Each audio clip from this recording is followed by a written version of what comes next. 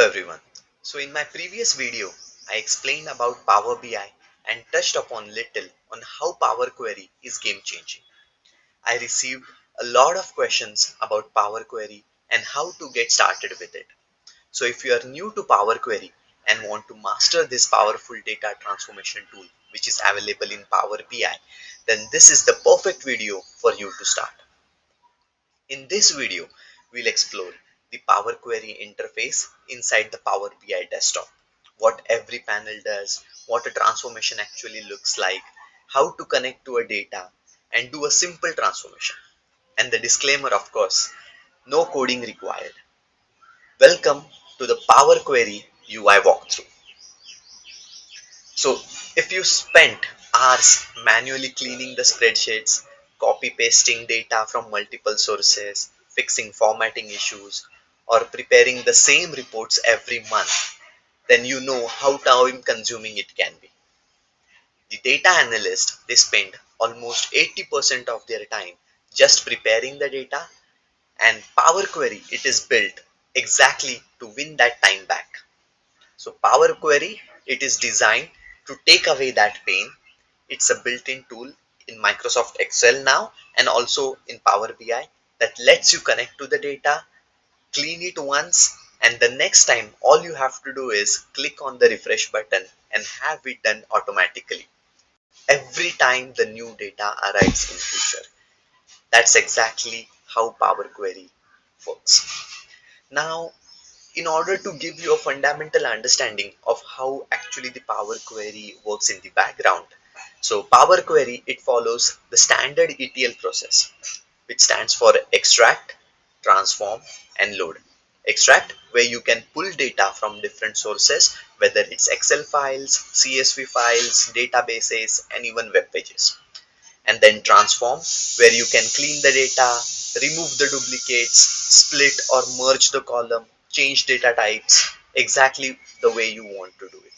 And finally load, where you load all the transform data back into the Power BI Excel sheet or a Power BI sheet ready for analysis, charts, or pivot tables. Alright, now let's put together all this with a live example. So this is a Power BI desktop that I've opened.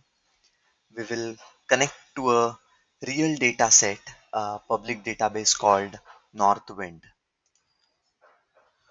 So I'll click on get data. I will mention OData fade. So this is a public database that I'm trying to connect to, and I'll also share this link in the video so that you can also try it.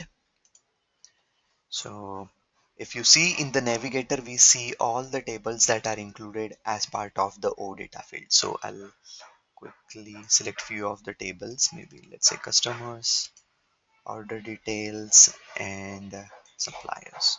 So as you click on them, you would see a data preview that is pinged here. And once I click on transform data,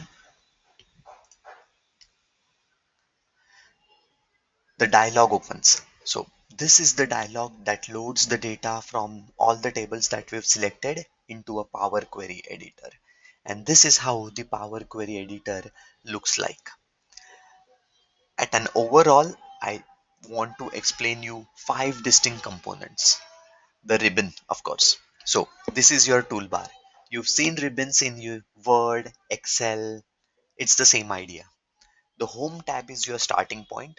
It has all the actions you will use the most, whether it is removing rows, choosing columns, merging tables, and closing an apply button that will send your data back to Power BI to do the additional analysis or basically visualization. The transform tab. So this is where you reshape your data.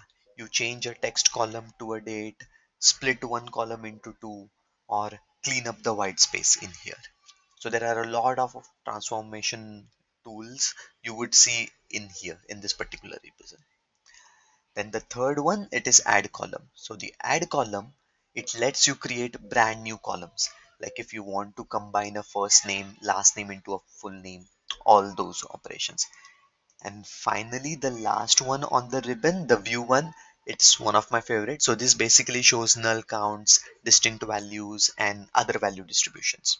So if I click on column quality, right, you would be able to see the quality for that particular column. If I mention the data distribution, you would be able to see that information as well, like how many of them are distinct, how many of them are unique, and so on, that information. And a profile as well, where you will be able to see the detailed value distribution for each of the columns basically. So that's the reason why I said that it's one of my favorite ones. Then if you see on the left side, this is called as the queries pane.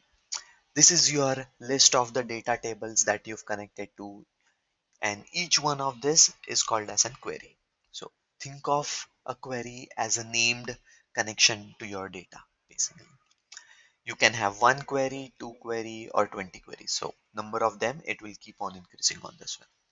And if you click on any one of them, you would see the editor shows the table's data in the middle of the screen in here. That's the data preview in the center. This is the main stage. It shows you how your data exactly looks like.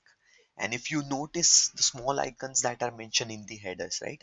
So that's basically the data type that Power BI has identified. So in here, if you see ABC, which means text. If I go to order details, if you see 1 to 3, that means a number. These are your data types. And getting them right is one of the first things in Power Query that you have to do. And Power Query actually does it on its own. So if you see for a decimal, it will also come up with a decimal and so on. So this gives you a quick health check on your data without doing anything. Then the another important panel on the entire editor, the applied steps, which you see in here on the right side of the screen. This is where your every single transformation gets recorded. It's kind of a step-by-step things which you will do. It will get recorded in here under the applied steps list. So if you delete a step, if you rename it, it all gets recorded in here. So if you say I want to maybe just filter something with 2.5, click OK, you see it gets filtered. Now if you want to say I don't need this particular order, all that I have to do is remove, you'll get it removed.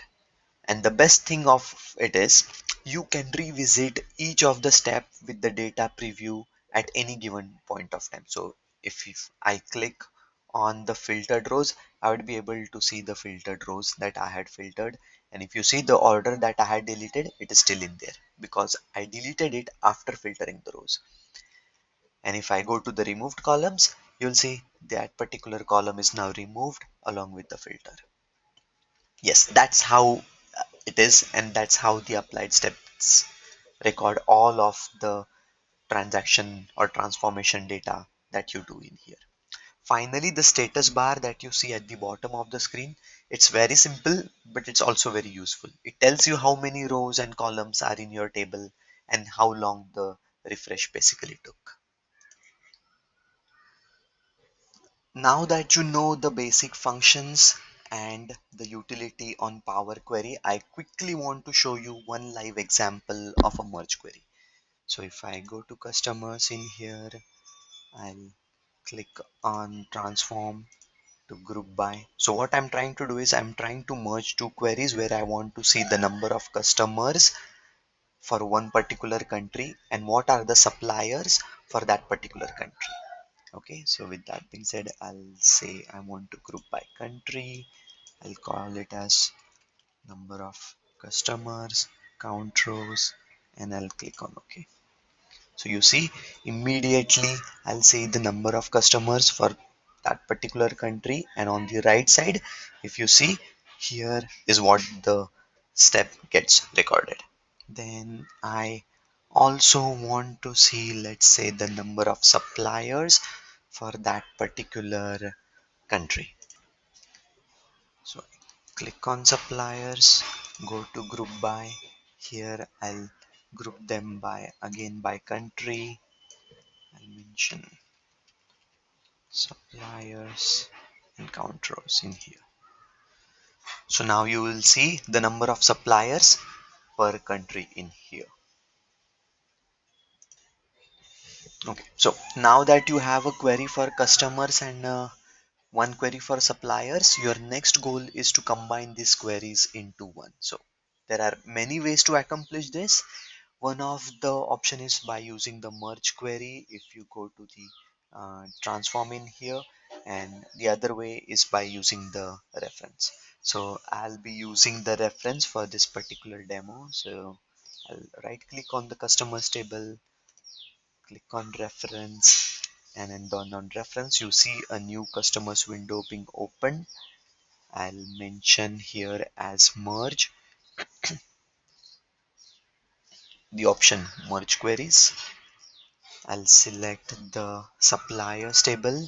If you see where we had also identified the number of suppliers per country, the joining of these two tables will be the country. So I'll click country from the table and country from the suppliers table. And the join, you can see all the options, left outer, right outer.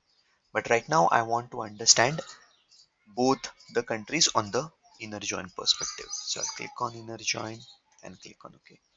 So as soon as I do that, you see the suppliers table information is being populated in here. All I have to do is click on this, select the suppliers, and you will now see the information about for that particular country, how many customers we have and how many suppliers we have. And all this information that you see, it gets recorded on the applied set. So if I have to maybe let's say rename the suppliers to number of suppliers, I can do this, and it another step gets added in the applied steps in here. That's how. And once you are done with all this information, all the Power Query transformation, all you have to do is close and apply, and then whatever data that you've transformed, that you filter, it gets reflected into the Power BI in here. That's how it will get loaded. So as you can see, once you've clicked on the close and apply, Power Query has sent all your clean data, transformed data into the Power BI in here data section. Ready for you to build reports. No copy paste, no manual work. Now you exactly know how the interface works like, and you are ready to go deeper into the Power Query. I hope you found this video helpful. I really want you to give it a try. Even in case if you do not have a Power BI, you can also do it on a Power Query which is available on the Excel as well. So go ahead and do let me know how did you find this video.